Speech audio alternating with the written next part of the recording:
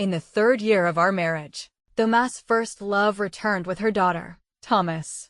A man who never lost his temper with me, would scold her for letting the child eat ice cream in winter. He would also leave me alone at home the moment she called crying that her child was sick. It wasn't until much later that he found out I had lost the baby in my womb.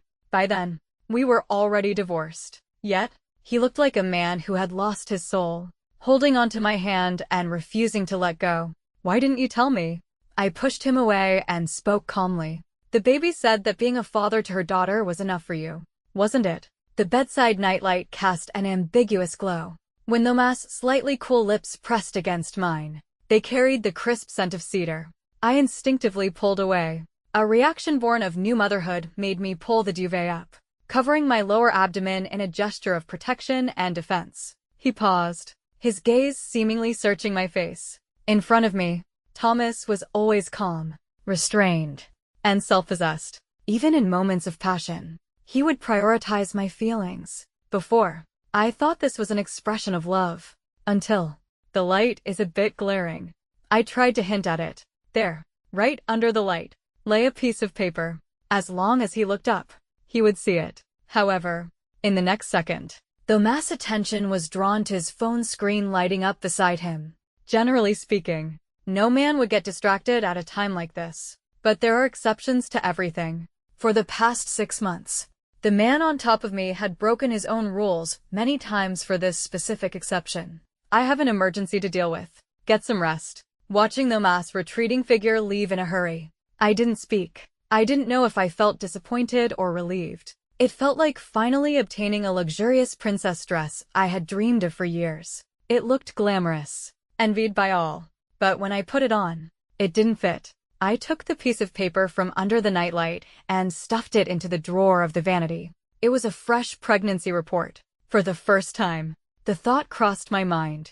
Thomas not knowing I'm pregnant might not be a bad thing. I never thought I would entertain the idea of divorce. Thomas was the senior I had secretly crushed on for years. In high school, he was the star on the podium, as distant as the asteroid B612 where the little prince lived.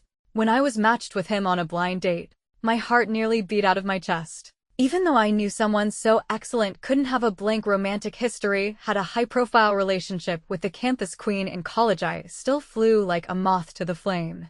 I accepted his proposal without hesitation.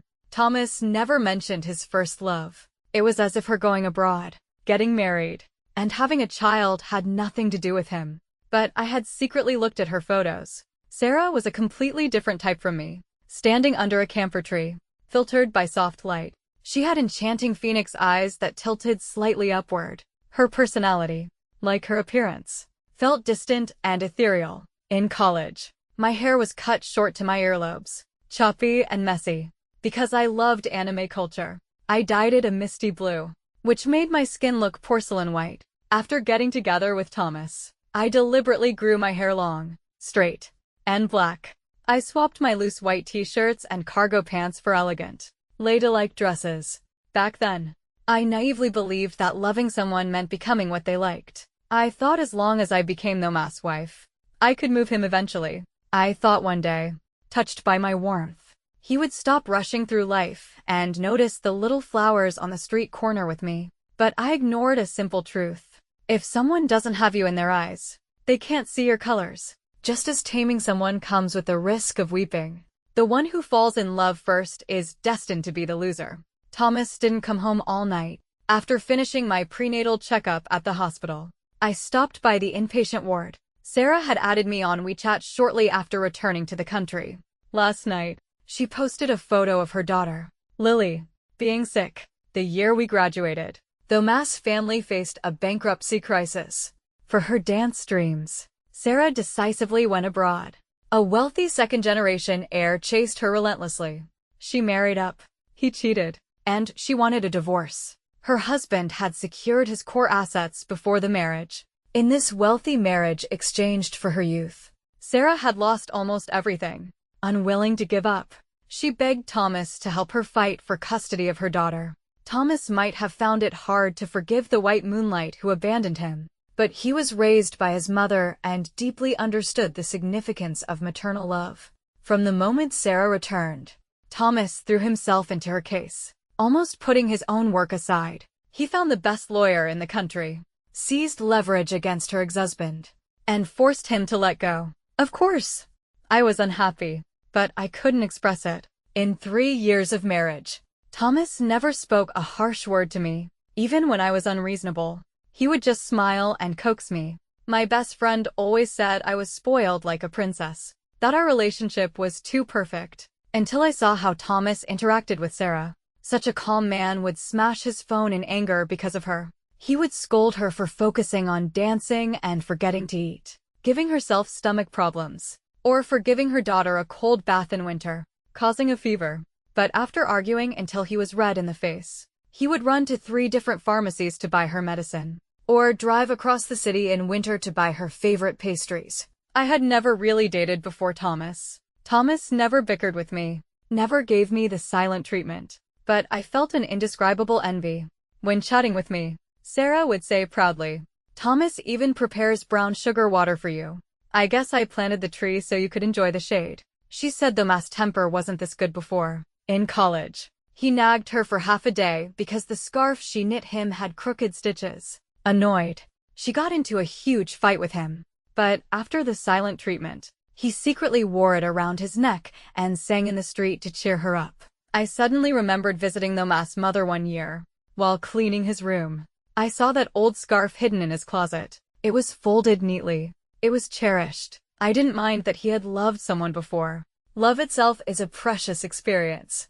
But the bickering, the reflection after the Cold War, the joy of reconciliation he had with his ex, it made me feel like the man sleeping beside me was wearing a mask of kindness. There was an invisible distance. I couldn't walk into his heart, and I couldn't vent to anyone. In the hospital room, Lily sat on the bed, curled into a small ball, her face pale. Thomas ladled out 2 bowls of porridge, looking at Sarah with blame in his eyes. "You knew Lily had diarrhea, yet you gave her ice cream. Isn't the child the one suffering?" Sarah looked unconvinced. "She drinks ice water all year round abroad. She begged me last night. How could I refuse?" Lily threw herself into Thomas' arms, resting her small face on his shoulder. "Daddy Thomas, don't blame Mommy. I was just greedy." He held her soothingly. The little girl spoke in a sweet, spoiled voice. "Daddy Thomas treats me the best. Next Saturday I want to go to Universal Studios. You'll take Mommy and me, right?" "Of course. As long as you get better." Daddy Thomas will agree to anything. Next Saturday was my birthday.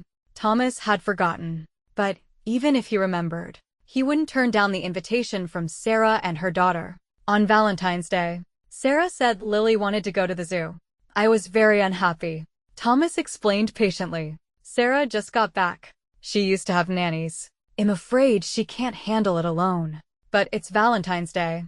Lily is just a child. She doesn't understand what adult holidays mean." Seeing I was about to get angry, Thomas didn't argue with me, nor did he compromise. I childishly hid his car keys. He took a taxi and left anyway.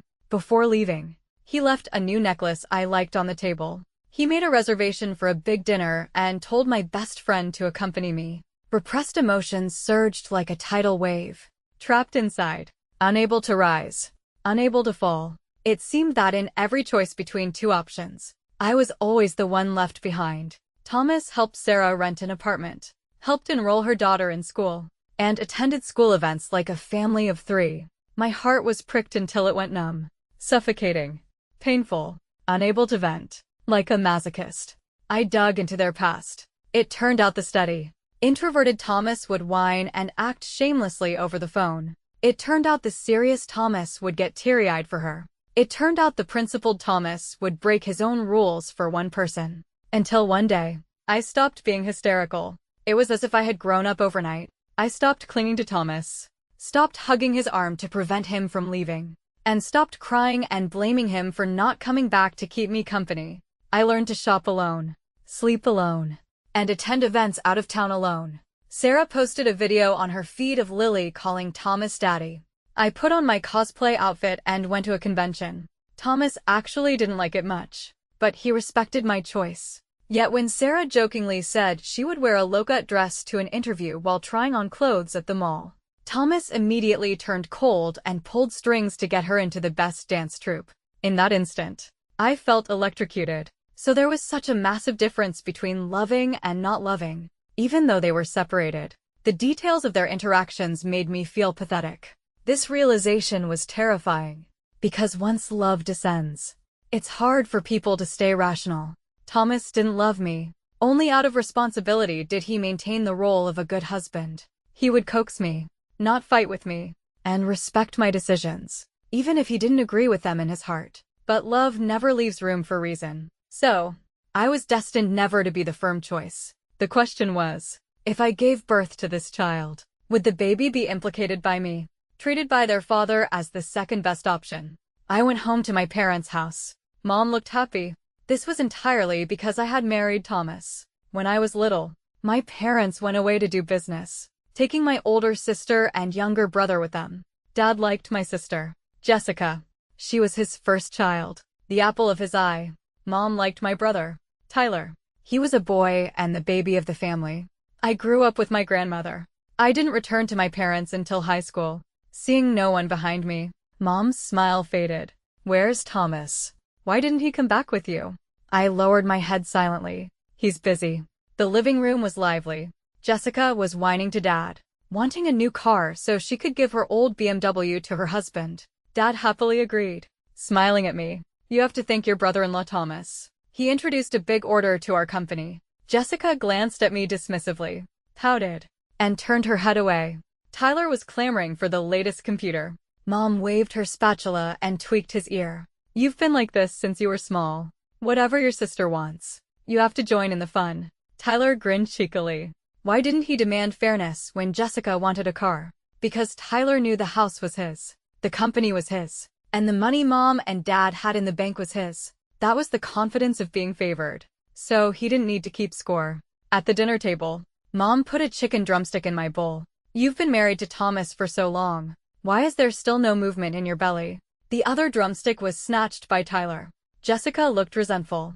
I remember when Claire came to our house. She liked wearing weird clothes. Looked just like a delinquent. Mom and Dad were so mad they wanted to beat her. Who knew she'd get lucky and marry the perfect husband? Her husband quickly peeled a shrimp for her, smiling ingratiatingly. Dad took a sip of wine and looked at me meaningfully. You need to hurry up. Tyler isn't married yet. The market is bad, and we still need the mass help in many areas. I looked at the drumstick in my bowl, glistening with oil. It was hard to swallow. Actually, in the past, I could never get a drumstick in this house. Why did I not want to eat it now that I had it? On my birthday, I sat on the sofa for a long time. My phone pinged incessantly. My best friend, Chloe, sent blessings and a big red packet money transfer. Friends, the bank, even the sales associates at the mall sent messages. Nothing from Thomas. Nothing from my family. 2 years ago, when he learned I didn't grow up with my parents and that no one except Grandma celebrated my birthday, he was silent for a long time. He booked a private room at the best restaurant, invited my parents and siblings, and sang happy birthday to me. This year he forgot, and everyone else followed suit and forgot. The light and shadow in the room shifted constantly. In the evening, I went back to my high school. When I first returned to my parents, I wasn't popular at home, but I had been spoiled by Grandma, so I hated my parents' favoritism. The dress I saw first, Dad made me give to Jessica. When Tyler broke a blue and white porcelain vase someone gave us, Mom shielded him without hesitation and punished me by not letting me eat dinner. Angry, I ran to the river and threw stones into the water. I slipped and fell in. The river was deep after a storm. Thomas, passing by, pulled me ashore. I was soaking wet and got beaten by Mom when I got back, but my heart was sweet. Thomas had asked me why I fell in. I lied and said I had low blood sugar. So he went to a convenience store and bought me a pack of chocolates. That was the beginning of my unrequited love. He was a senior, the basketball captain, the math Olympiad winner. I watched his youthful back from afar, hiding my affection deep in my heart, revisiting the old haunt. The throbbing of youth was gone, not vanished in the passage of time, but discarded again and again, worn down by invisible hurts. Thomas came home past midnight. I was lying in bed. Suddenly, I felt someone hug me from behind. Claire. I'm sorry. I forgot your birthday. The man's arms tightened around me, his tone carrying sincere apology. It's okay. I gently pushed him away. I answered politely.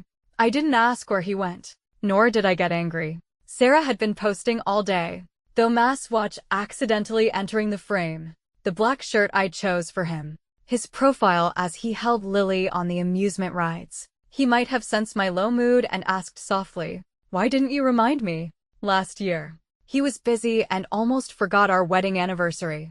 I nagged him all day like a little old lady. Thomas smiled, praised my sense of ritual, and let me lead him on a walk through a forest path, taking photos all day. But, from my experience with my parents, I understood very early on. For a child who isn't favored, even if they voice their needs, no one cares. Before Sarah returned, Thomas might have briefly let me into his heart, but I wouldn't strike a rock with an egg anymore. The consequence of that only made my heart hurt so much, seeing me days out. Though Mass' hand reached up from the hem of my nightgown, my whole body went stiff. As his kiss landed, a wave of nausea surged up. There was a faint scent on him. The bass note revealed a hint of Lily of the Valley clean, but distant. It was Sarah's perfume. I rushed into the bathroom and threw up. Thomas chased after me, his eyes worried. "Claire, are you okay? Maybe I ate some cold seafood tonight." Back in bed, I pretended to close my eyes. I didn't want to say another word. Cool fingers touched my lips. Before, I loved kissing Thomas, demanding good morning kisses, goodbye kisses, nuzzling his neck before sleep. Love initially stems from physical impulse, though Mass' response wasn't very fervent at first. But he indulged me. Slowly. It became a habit. When did I stop clamoring for it? And why the resistance? I was certain it wasn't entirely because of the baby in my belly. A pair of deep eyes watched me in the dark for a long time. A heavy sigh sounded in my ear. To make up for my birthday, Thomas booked a trip to the seaside. "Claire, don't you like The Little Prince? Didn't you say he watched the sunset 43 times in one day? Let's go to the beach to watch the sunset, have a seafood feast, and then watch a movie." I lacked interest. My eyes were tired. Thomas seemed not to notice, taking my hand and walking straight to the parking lot. He rarely forced me to do things I didn't want to do. I admit, his dominance in this moment was a bit dizzying. I did want to see the sunset. I liked movies too. So be it. The car drove along the coastal highway. Golden light scattered on the water, and seabirds' wings brushed lightly past, forming a beautiful picture. An orange sun sank into the sea. We finished dinner and went to a private seaside cinema. The screen was playing Love Letter. Classic. Nostalgic. Pure. However, though Mass' mind had been unsettled since the car parked by the cliff. During dinner, he ordered me a mango juice. Sarah loved mango, but I was allergic to it. I pretended nothing happened and didn't touch a drop. Halfway through the movie, Thomas kept looking down at his phone, replying with a few words occasionally, and browsing flight tickets. Seeing his restlessness, I said softly, "If something is urgent, let's go back." Thomas shook his head. "I'm here to celebrate your birthday." I thought so too. When the phone rang for the 23rd time, I faintly heard Sarah crying. Thomas. It hurts so much. He couldn't hold back anymore. He left without looking back, like he was rushing to some important mission, focused, straight to the destination, completely forgetting that at this very moment, his wife was right there. More than half an hour later, Thomas finally remembered me and hurriedly called. "Claire, I'm sorry. I have an emergency and need to go abroad. Take a taxi back to the city. I'll explain when I get back." Astonishment flashed through me, followed by a relieved smile. It took a long time, until the sky was covered with dark clouds, before I hailed a car. Maybe it was all the walking, or maybe the sea breeze was too cold. My lower abdomen felt a distinct heaviness. On the way back, the rain poured down. A car behind us skidded and rear-ended my taxi. I felt the world spin, and something flowed out from below. The driver, terrified, immediately took me to the nearest hospital. I called Thomas' phone, switched off. The doctor rushed me into the operating room. "MS. I'm sorry. We couldn't save the baby." I cried silently. During the checkup, the doctor had warned that the pregnancy was unstable and there were signs of miscarriage. The mother needs to stay happy and rest well. Back then, I thought the baby was also in heaven choosing parents. She must have thought about it for a long time before getting cold feet. Chloe rushed over to take care of me. She found out that Sarah had followed the dance troupe to perform abroad, ignoring that her daughter's cold hadn't healed. Relying on her connections, she insisted on taking her. The result was the illness worsened. No one could take care of the child, and it almost dragged down the troupe's schedule. Thomas had originally argued with her about this. Perhaps it affected Sarah's mood. During rehearsal, she fell off the stage, fractured calf, right when I had my car accident. She posted a screenshot of a plane ticket with the caption, "No matter how much we argue, you always come to my side without hesitation." Chloe was furious, rolling up her sleeves, wanting to fly abroad and beat her and Thomas up. I smiled bitterly. "Don't be mad. When I get better, I'll take you around the world." During the 7 days Thomas disappeared, he took care of Sarah with meticulous care. I didn't delete her WeChat, like a masochist. I admired her posts. "Someone rented a homestay where we can cook, making me bone broth every day to heal my bones." The guy who swore back then he wouldn't take care of kids is now closer to my daughter than her biological dad. I'm not a 3-year-old anymore, saying if I don't use the wheelchair he'll carry me. Doesn't a lead dancer need dignity? Visible only to me. The chatty tone was far removed from her usual aloof goddess image. I took screenshots of everything. Drinking black chicken soup ordered from the confinement center. I healed my body bit by bit. When I was little, Mom and Dad only returned to our hometown for Chinese New Year. The big drumsticks on the table were given to Jessica and Tyler. Grandma glared at them, raised her knife, and went to the vegetable garden to catch another chicken. Then, she put 2 huge, golden drumsticks into my bowl. "Don't cry next time. If no one gives it to you, fight for it yourself. With Grandma here, all the chickens in the yard are yours. No one can take them."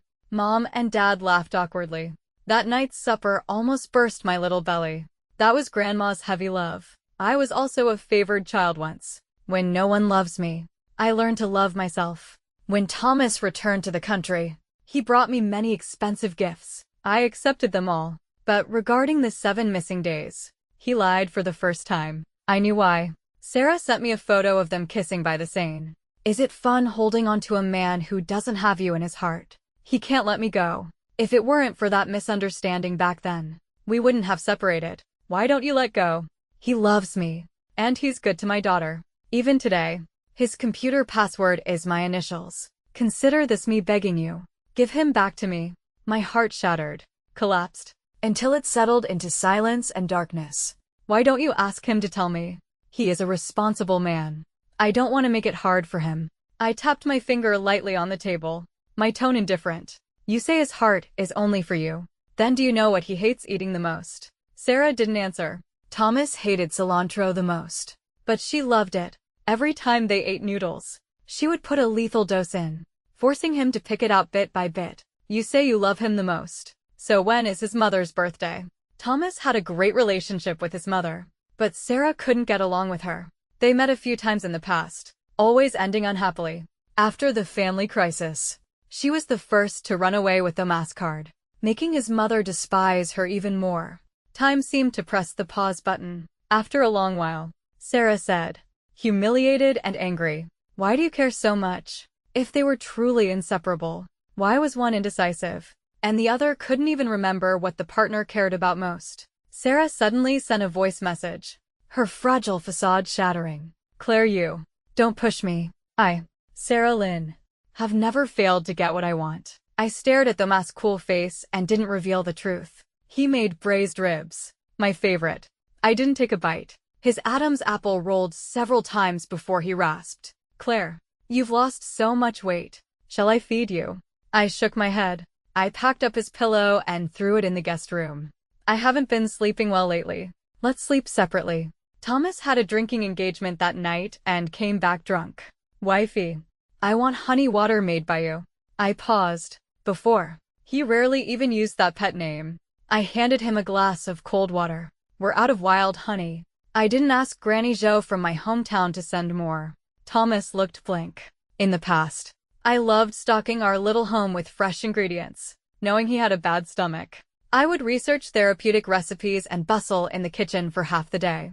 When did I stop delivering lunch to his company? He couldn't remember. The dried goods and supplements at home were cleared out bit by bit, and I had no intention of replenishing them.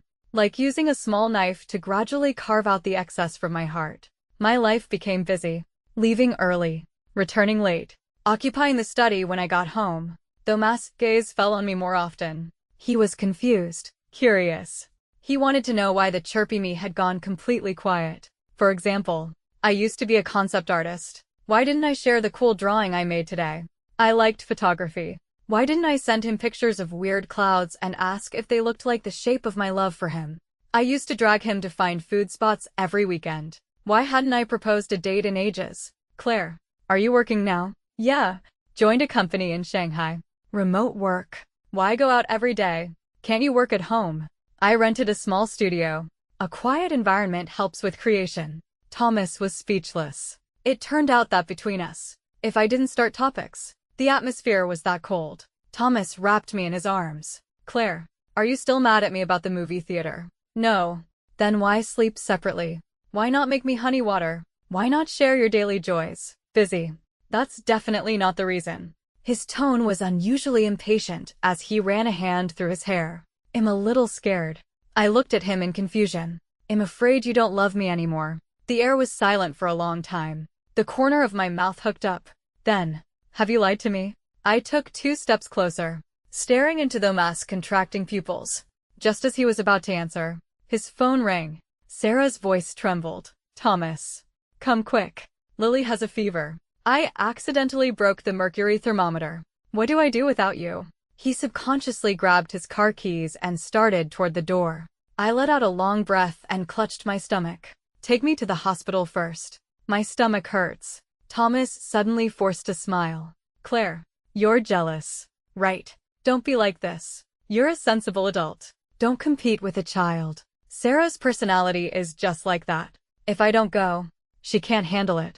I held my abdomen, cold sweat breaking out. What if I say that if you walk out that door tonight, we divorce? Thomas suddenly roared. Stop making a scene. Marriage is sacred. It's not a game. He softened his tone. Be good and wait for me to come back. Thomas ignored my cries. He left without looking back. My stomach really did hurt. The aftereffects of the car accident were worse than imagined. I called emergency services. I went to the hospital with fanfare. Seeing my pale, ghostly face, Chloe called Thomas many times. None were answered. It wasn't until the next day that Thomas learned from a neighbor that an ambulance had come to the house. He called me like a madman. I didn't pick up.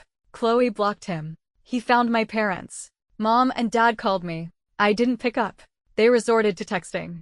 No concern. No greetings. Only blame. Claire, what the hell are you doing? Trying to be stubborn and make Thomas unhappy again. As long as you're not dead, call him back immediately. That was Mom. Dad also advised me. The company is about to sign a contract. Don't keep making trouble. Save Thomas some worry. I sent the screenshot to Thomas, telling him not to contact my parents. I'm so tired. Please let me rest for a while. He called immediately. Claire, where are you? I'm so worried. Let me come take care of you. Okay.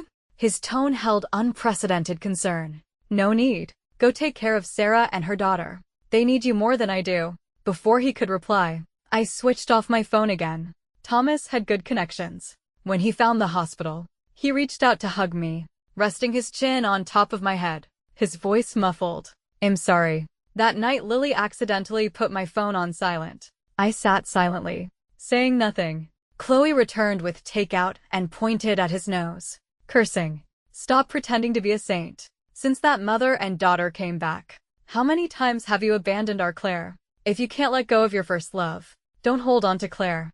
Thomas' eyes were rimmed with red. Bloodshot. Don't misunderstand. It's just out of sympathy. Sympathy my ass. She lives in a luxury apartment you rented. The property fees are astronomical. The butler service is unknown. What can't she do? Chloe fired back. Thomas' lips moved, eventually turning into a sigh. Claire, I handed over a divorce agreement. It's okay. I know you can't let her go. I can't let go of you either. But the doctor says I have depression, and it affects my mood.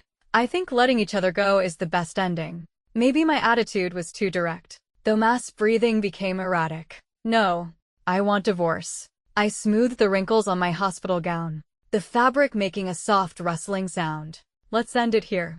Last night, you almost slept in the same bed as her. How did you know? It wasn't like that. Lily had a fever last night, and Sarah caught it. I was busy taking care of both of them and collapsed on the bed from exhaustion. Chloe sneered abruptly. Who knew the aloof CEO would sleep with other women so casually? Please let Claire go. She is pure and kind, willing to bow out of your love story. She doesn't want to be part of your play anymore. If you feel sorry, be generous with the divorce. I rubbed my wrist, where a faint scar lay. My voice was mournful. If you don't sign, I will file a lawsuit. It's just more trouble for both of us and takes longer. Thomas stared at the scar on my wrist in a daze. I spoke softly. Actually, you don't like me that much. People always confuse habitual dependence with love, but your actions proved everything. I am willing to help you fulfill your wish. I had seen Thomas at his most dignified, in a suit and tie, calm and unhurried. I had never seen him this disheveled, wearing the shirt from our first meeting to the Civil Affairs Bureau. Without my careful ironing, the clothes were wrinkled. Claire, I don't want a divorce, but the doctor said your state isn't good and told me to give you enough space and time. When you figure it out, I will definitely chase you back. No need. I wish you and Sarah happiness. He looked like he wanted to say something but stopped. Finally, helplessly, he signed the divorce agreement. During the mandatory cooling-off month, I completely disappeared. No one could reach me. Not Thomas. Not my parents. 30 days later, I turned my phone back on. When Thomas appeared at the bureau, he looked weary. He tried to take my hand. Claire, let's not divorce. Okay. I didn't agree. Walking straight to the clerk, he stared at my much thinner back. But eventually, I got the divorce certificate. Dinner together. I refused. Putting on my sunglasses, I got into Chloe's car. Thomas stood there for a long time. Chloe watched his haggard figure in the rearview mirror, frowning. Why pretend to be deep now? Not to lecture you, but are you just letting that cheating couple off the hook? Chloe raised an imaginary 40-meter sword ready to strike back. So I showed her the money I got from the divorce. She gulped. Damn. The tycoon exploded with gold coins. Why can't I hate him now? To be fair, you didn't have kids with him. Yet he gave so much. He has a few grams of conscience. Sugar mommy. Food. Hungry. I took Chloe to travel through a dozen countries. When we returned, Thomas was not with Sarah. Chloe was curious. I thought ex-husband bro agreed to the divorce to marry his first love quickly. I smiled but didn't speak. They definitely wouldn't get married. Two people who want their cake and eat it too are too greedy. Instead, they get nothing. The doorbell of the large flat rang. This apartment was compensation from Thomas during the divorce. Good location. City center. Outside the door, the man stood holding a pregnancy report, looking haggard. Claire, why didn't you tell me you were pregnant? I feigned surprise. Where did you find that? When you left, you didn't pack everything. You forgot it in the vanity drawer. I fell silent. Thomas looked at me with deep, sorrowful eyes. Did you not tell me because you didn't want me to stop you from leaving? No. I thought about telling you. I put it right next to the lamp that night, but you didn't see it. You went to Sarah's house overnight because she gave her daughter ice cream. Thomas remembered.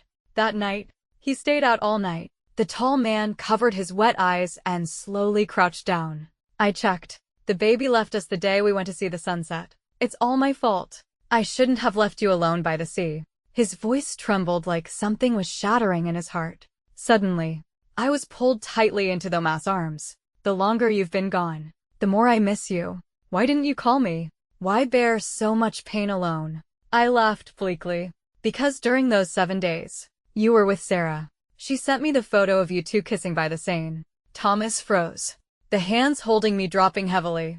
He said he wanted to court me again, to compensate for the hurt. I refused. Your heart holds Sarah. Otherwise, you wouldn't have agreed to divorce me. Thomas explained frantically. It wasn't like that. I didn't see my own heart clearly then. I thought I couldn't let go of the past. Chloe said you had depression. I was afraid you'd hurt yourself. Watching his mouth open and close, I laughed. I gave you many chances, but every time, you chose Sarah. In the unloved second child in my family. My parents abandoned me since I was little. I don't fight because I know even if I fight, I won't get it. It's okay. I'm used to it. I'm willing to step aside for all of you. Thomas' breath hitched, looking at me with immense heartache. My parents also came to block my door daily. Claire, your wings have hardened, throwing away such a good son-in-law. If I knew, I would have drowned you at birth rather than let you steal your sister's sweetheart. My dad also said, Claire, you're grown up. You can't be willful like when you were small. You hogged grandma's inheritance. Now you're ruining my company. Jessica looked at me with venomous hate. You've been seducing men since you were little. If you don't want such a good husband, don't blame me for taking him. In high school, she was in the same grade as Thomas. Jessica wasn't very pretty, inheriting dad's underbite, but she had always had a crush on him. When she found out the matchmaker set me up with Thomas, she nearly strangled me. Tyler threw a sketchbook out. Second sister. Quit acting. You had a crush on brother-in-law for years. Back then, you laughed with me at big sister for being a toad wanting swan meat. I sent photos of all of this to brother-in-law. Hurry up and remarry him. I'm waiting for dad to sign the big deal and buy me a sports car. I picked up the dusty sketchbook from the ground, flipping through it page by page. Thomas shooting a three-pointer, giving a speech on the podium, riding bikes with friends to the Olympiad. The him from back then was radiant. I hid the moon in my heart, but the moon didn't know. Thomas came to my door daily with expensive gifts. Claire, I didn't know you liked me for so many years. Give me another chance, please. Thomas clung to me tighter and tighter. When I went out to discuss business, he ran errands, bought food, sent flowers, and waited in the car outside restaurants for 3 hours. Once, we attended a gala together. Seeing how attentive Thomas was, someone jokingly asked if he was courting me. He nodded with a face full of deep affection. I awkwardly tucked my hair behind my ear and explained seriously, Mr. Gao, you're joking. Thomas and I are already divorced, but we are still friends. Thomas' face instantly deflated like a leaking balloon. When Sarah called, he hung up mercilessly. It had been like this lately. To clear his name, he no longer paid attention to his ex-girlfriend's cries, nor did he care when she used her daughter as an excuse. Finally, one day, Sarah couldn't take it anymore and came to find me. But the aloof goddess who used to provoke me saying one plants the tree, another enjoys the shade had become haggard. Claire, what did you do? Thomas is like he's possessed by you. He refuses to marry me. I blinked innocently. I didn't do anything. I just inadvertently left a pregnancy report, letting Thomas know the truth about the miscarriage. I just accidentally left a dusty sketchbook in the room, letting my loudmouth brother discover I had crushed on someone for years. I just accidentally let Thomas know after the divorce that his proud ex-girlfriend had sent me many show-off photos. I knew they couldn't be together. Not because they didn't love enough. It was just weighing pros and cons. Years ago, when the Hoof family faced bankruptcy, Sarah insisted on leaving, refusing to return the expensive gifts he gave her to help him tide over the crisis. Thomas took a huge hit and was depressed. Thomas' mother confronted her but was mocked, causing her to be hospitalized in anger. Years later, Sarah wanted to marry Thomas, but she couldn't pass the mother's hurdle. Not to mention she was divorced with a child. Sarah lost her composure, screaming at me, Thomas loves me. He's just temporarily blinded by you. I smiled indifferently. Then tell him to stop pestering me. Thomas invited me to an important gala. He knew my good friend had started a trendy blind box company and was looking for investment. I accepted the invitation. In the back seat lay an expensive necklace. Claire, for you. Thank you. I accepted it politely. He was waiting for me to speak. Today was his birthday. But I said nothing. Taking Thomas' arm to enter the banquet hall, everything went smoothly. I got the result I wanted. But on the way back, a small episode occurred. Sarah appeared with a stack of documents. Her face twisted, her voice shrill. Thomas, you've been tricked by her. You blamed her miscarriage on me. But you don't know that she booked an abortion appointment before her birthday. Claire is too manipulative. The one you were supposed to meet on the blind date wasn't her. She gave gifts to swap places so she could meet you. And this time she came back. She doesn't want to reconcile with you at all. Claire already started a company with a friend in Shanghai, just waiting for a sucker like you to introduce connections. The air went quiet for a second. Thomas looked at me with searching eyes. Claire, is what Sarah said true? My voice choked up. I said long ago. I just want to help you two be together. I don't want to fight for anything. His breath hitched, thinking of how my family impacted my personality. I had said, even if I fought, I wouldn't get anything. So, I would step aside for everyone. How ridiculous. Men only believe the truth they see. Before it was Sarah, now it was me. Thomas shouted at her angrily. Enough. If you hadn't pestered me repeatedly, using your daughter as a cover, I wouldn't have broken Claire's heart, forcing her to leave. When I found out Claire liked me for so many years and approached me proactively, and I didn't cherish it, I wanted to slap myself. Claire must have been disappointed in everyone to want to leave this city. Sarah, I'm warning you. Stop throwing dirt on Claire. Sarah held her head and screamed. Thomas, you are a fool. Women understand women best. She isn't as kind as you think. She saved many intimate photos of you and me. It wasn't because she was soft-hearted. It was because you agreed to the divorce too quickly. Otherwise, she would have used them to force you to give up more assets and ruin my reputation at the dance troupe. I silently gave her a thumbs up in my heart. How did she know so much? Sarah muttered to herself. I was too stupid. The night you watched the movie, she deliberately sent a message. The meaning of loving someone is having the courage to let him go when he loves someone else. That's why I seduced you to kiss in Paris and sleep together in Germany. Slap. A loud slap landed on Sarah's face. Claire, listen to my explanation. Dead memories were attacking Thomas. That night, he argued with Sarah the whole way, telling her not to take Lily abroad. She wouldn't listen, complaining about not having enough down jackets, then asking if foreign flu medicine was safe for kids. He was distracted. He was supposed to be celebrating Claire's birthday, but his mind was on someone else. At dinner, he ordered a mango juice, just because Lily had a cough, and to soothe her, Sarah had ordered her an iced mango juice. Later, the car accident severed his relationship with Claire completely. Sarah was right. I came back to deal with the property from the divorce and negotiate some collaborations. After succeeding, I settled in Shanghai. 3 years later, the original IP designs led by my team became a hit, with some hot items reaching 5 million in sales. The company combined traditional style with anime elements, designing blind boxes, cards, and figures. We expanded into e-commerce and live streaming. The day we went international, the company went public, and stock prices soared. Chloe lay back counting money, praising my business sense. Divorced, secured the first pot of gold, stepped on ex-husband brother's connections to climb the ladder step by step. The key was, ex-husband bro did it willingly. I smiled. Thomas often ran between the two cities, wanting to win me back.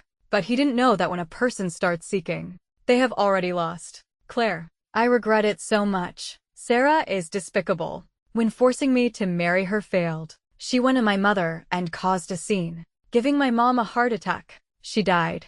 I killed my mom. I sent Sarah to prison and gave her daughter to her biological father. Can we start over? I shook the ring on my finger. Sorry. I remarried. My husband treats me very well. I moved on. I believe you will find happiness. A man's lie can fool a woman for a night. A woman's lie can fool a man for a lifetime. As long as Thomas accepted that he owed me, I could continue to benefit from him. Good times didn't last long. His mother's death and my remarriage hit him hard. Thomas had no heart to run his company, and performance plummeted. To see me, he had to make an appointment with my secretary's assistant. How the tables turn. After losing the mass support, my parents' company failed day by day until bankruptcy. My brother-in-law cheated, cursing Jessica for her bad temper and for being a hen that couldn't lay eggs. Tyler, before graduating college, got into a drag racing accident and injured his manhood. In Mom's pained words, the Yu family line was ended. The family squeezed into an urban village, arguing endlessly over grocery money. They came to Shanghai to find me, trying to force me to be their ATM. I refused. I didn't even give alimony. Even if they sued, I'd just send a few $100 worth of old rice. When born, Dad treated Jessica like a treasure, naming her Shuao Precious Jade. Mom hoped for a bright future for Tyler, flipping through the dictionary for 3 days to name him Yichen Grand Dawn. Only me, despised as a sickly girl, born on a rainy day. They called me Xiao Yu Little Rain. Grandma didn't agree. She was an educated old lady who had worked in the Northwest. She didn't play favorites. She said if you illuminate yourself, your light won't be hidden. She named me Zhaozha Luminous Bright before Grandma passed, knowing my parents wouldn't let me study. She left the old house to me. My parents tried to snatch it. I didn't agree. They locked me up and starved me. I escaped. A kind person found me a part-time job modeling anime costumes, changing clothes one by one. I saved enough for a lawyer and finally took back what was mine. From then on, I knew. It's okay not to be favored. It's okay not to be chosen. A child not treated gently won't always crave understanding. Seeing a life-saving vine, they will climb up at all costs. Someone said, the more afraid you are of losing someone, the easier you are to be controlled by them. I understood this long ago. After realizing I couldn't fully grasp Thomas' heart, I prepared a wide enough retreat for myself. I built a strong inner world, no longer controlled by emotions. I even used acting and tactics on him bit by bit. This wasn't being dark. This was the awakening of someone tamed and sacrificed. A truly strong woman slowly develops awareness. No more soft-heartedness. No more self-blame. No more staying. No more getting hurt. Growing eyes in the dark. Learning to withdraw from blind faith. The moment I confirmed Thomas couldn't let go of his first love, the walls of my heart went up. It's okay not to get love. Getting a lot of money is good too. Fate's favor stood by my side this time. Epilogue. Thomas used a dummy account to add Claire on WeChat. He secretly watched her share her life with another man on her feed. She hadn't changed. Still lively and cute. When she smiled, her eyes curved into slits, revealing two little tiger teeth. Her personality was like ice soda in summer. She didn't care if the wind messed up her hair, holding her growing belly, using a small trowel to plant roses in the garden. Only, the person admiring the sunset and flying kites in the park with her wasn't him. Later, her videos were filled with the laughter of playing games with her daughter. Thomas despaired. He thought of the child he and Claire lost, gone before he even knew. When he saw that pregnancy report, Thomas ran to find Claire in the rain. If the child were still here, would we still be together? Claire shook her head. No. The first person in your heart is Sarah. The second is her daughter. Even with our own flesh and blood, we couldn't surpass them. Thomas objected stubbornly. Impossible. I would definitely love you and our child the most. Claire asked back. If Sarah was careless and fed her daughter poisonous mushrooms, and at that time, our child had a fever, who would you choose? Of course it's... He hesitated for half a second, and she smiled. Thomas, you would definitely choose Sarah. She would say she didn't know the mushrooms were poisonous and didn't know which doctor to see, although she promised not to be confused next time. To get your attention. There would definitely be a next time and a time after that. As for our child, you would definitely make excuses, saying daddy will accompany you later. But you definitely wouldn't do it. You feel it's not easy for Sarah to raise a child alone, so you have to help. Her ex-husband has no conscience, so you have to compensate for him. She lives a confused life, so you should bear half the responsibility of a father for her. Maybe at first, you would feel some guilt toward our child, but you would convince yourself that a child won't hold a grudge against their father. But you forgot.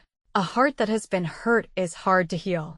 Thomas drained of color instantly. He remembered Claire's past of not being favored by her parents, having a complete home, yet living like an orphan. His heart felt like it was being twisted by a knife. He fell into severe depression. He couldn't care about work. In extreme pain, Thomas took a taxi to Claire's villa. She sat in the garden holding her daughter, softly reading The Little Prince. It is the time you have wasted for your rose that makes your rose so important. Her kiss landed on the little girl's head. Her smile was as bright as starlight. However, though mass surroundings plunged into darkness, he had thoroughly lost his girl. That red rose that once bloomed and was fragrant for him